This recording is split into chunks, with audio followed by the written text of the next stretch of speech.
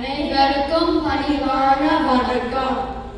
நாங்கள் இன்று பண்டார வன்னியன் மன்னன் பற்றி உதயவசனம் நடத்தப் போகின்றோம்.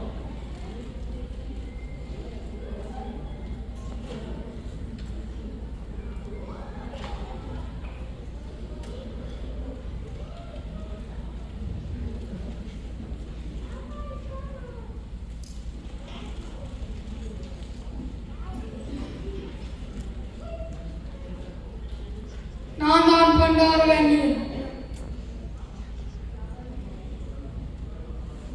தாயகத்தில் அழகான இடங்களில் வன்னியும் ஒன்றாகும்.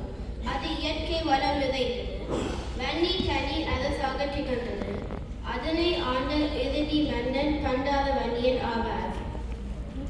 பண்டார வன்னியன் இலங்கையின் விடுதலை போராட்ட வரலாற்றில் முக்கியமான தமிழ் வீரராக அறியப்படுகிறார்.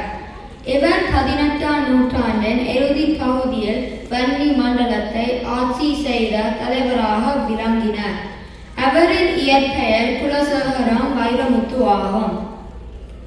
தமிழ்நாட்டில் வெள்ளையர்களை எதிர்த்து இறுதி மூச்சு உள்ளவரை போராடியவர் வீரபாண்டிய கட்டபொம்மன்.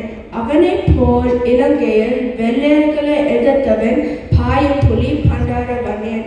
எமது மண்ணை நாமே ஆள்வோம் என்றார். பண்டார வன்னியனை கொலை செய்வதற்காக சில தமிழர்களை ஆங்கிலேயர் தன் பக்கம் இழுத்துக் கொண்டனர். அவர்கள் பண்டார வன்னியனை காட்டிக் கொடுத்தனர். கச்சிலைமணி என்ற இடத்தில் போர் இடம்பெற்றபோது அதில் மன்னன் விழுப்புண் அடைந்து பின்னர் வீரச்சாவை தழுவிக்கொண்டார்.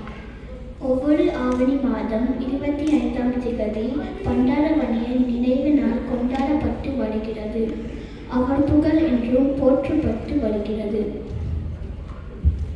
பண்டார வன்னியன் புகழ் வாழ்க, பண்டார வன்னியன் வீரம் வாழ்க.